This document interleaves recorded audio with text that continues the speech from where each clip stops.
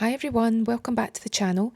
Now I've been told that you like vlogs, so I actually popped down to London very quickly for 2 nights. Well, it's actually 1 night, 2 days, 1 night last week. And as you can see, it was a little treat because it was first class on the train. But I have to tell you that if you book far enough in advance, a first class ticket can actually be cheaper than standard. So it doesn't always mean that someone's doing really well when you see first class. We actually got a brilliant bargain. But we went down for two reasons. One of them was because whenever I can, as a treat, and it's not every year, it's maybe like every 2 or 3 years, go down to the London Palladium Pantomime because it's all the stars that if you're in the UK, they're just top of their game, like Paul O'Grady and Julian Clary, if you know what I'm talking about. It's amazing. And also because there is an exhibition on at the V&A, and it is the Mary Quant exhibition. And you know I love Biba. I also love Mary Quant, and Mary Quant was basically, she's credited as the originator of the mini skirt, and she really was a forward thinking designer in the 50s and 60s. She worked with Vidal Sassoon to create her bob, her 5-point cut. She looked amazing.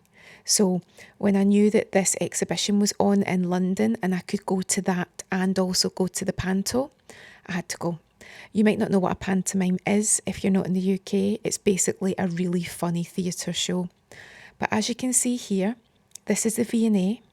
Didn't actually take too long to get to. It's about 4 hours on the train from Glasgow, Scotland, straight into Euston, then into the hotel room, straight on to the V&A. It is a beautiful building. I hadn't been in it before. It's absolutely gorgeous. And then the exhibition itself, you had to pay entry into that. But apparently, if I'm correct, it's the biggest curation of Mary's items of clothing that have been donated to the exhibition by actual customers of the brand, fans of the brand, ex-members of her team.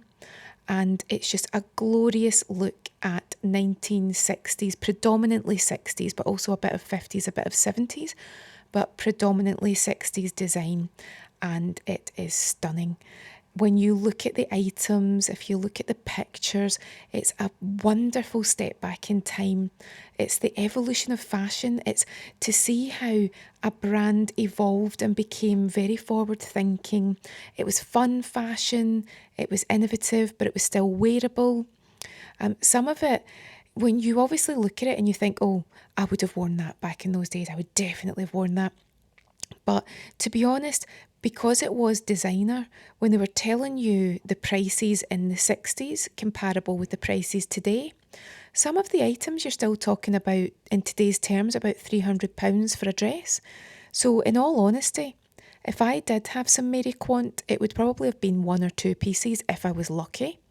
But you can still admire it, and let's be honest, there would have been other brands at the time that would have been taking a nod. And when you saw some of the beautiful designs, you can actually see where some of today's designers are taking their inspiration, and you can definitely trace a lot of today's looks back to Mary Quant. So this exhibition had some specially created film for you to watch. It had, you can see the ginger range here. That was actually her more affordable range, the ginger range. So I think if I'd have been about in the 60s, I would have been all for the ginger range. But you could see the makeup. She had swimwear, she had outdoor wear, underwear, you name it, nighttime attire, shoes, just everything.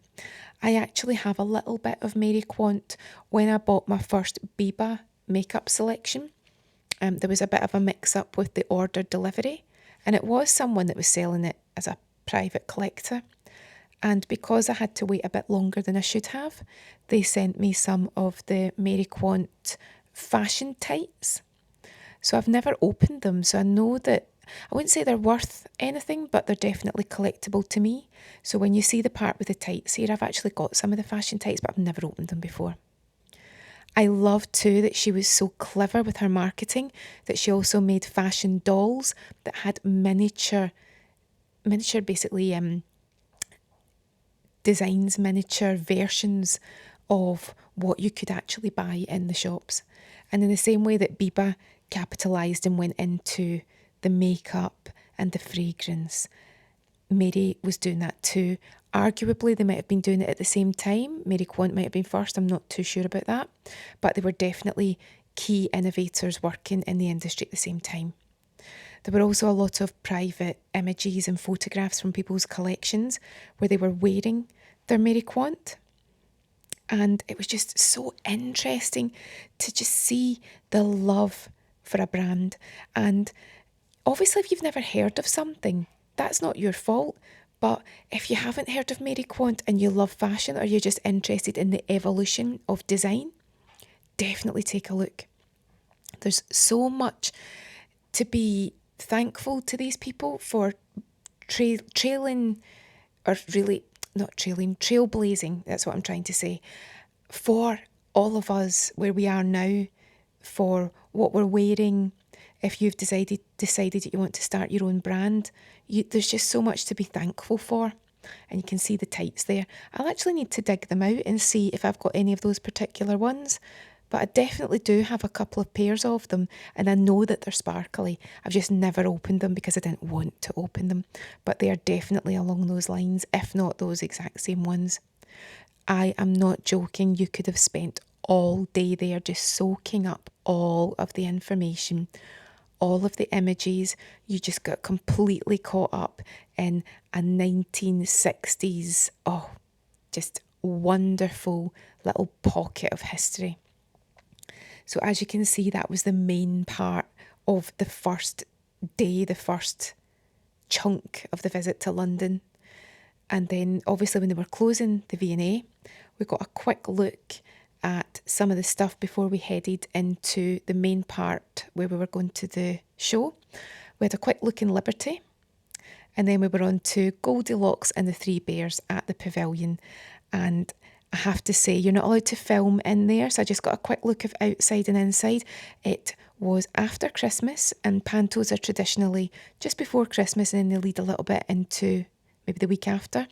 It was mobbed, and we saw a couple of celebrities, but again, you might not know who they are if you're not in the UK. Anyone that does, it was Christopher Biggins and Ashley and Perry from Diversity. And then as you can see here, I treated myself to a Mary Quant bag. And then, if you know me well, when I was in Liberty, I could not resist a little chocolate Liberty, basically a chocolate interpretation of the Liberty store, shall we say. And overall, it was a fantastic visit. That was the bulk of it. The next day was just a little bit of floating about and then back on the train. But it was a wonderful time just to go down and see those two really special things. So let me know if you enjoyed that vlog. It was very heavy on the Mary Quant, but I love it. Let me know if you'd like to see more. I'm always happy to do that. And I will see you again soon.